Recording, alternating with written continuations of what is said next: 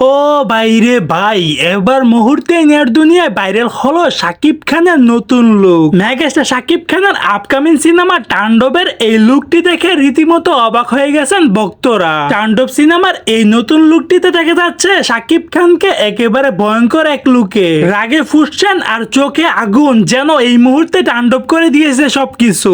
এই লুকটি দেখে অনেকেই বলছেন এটাই এখন পর্যন্ত সবচেয়ে পাওয়ারফুল শাকিব খান। সোশ্যাল মিডিয়ায় চলছে তুমুল আলোচনা।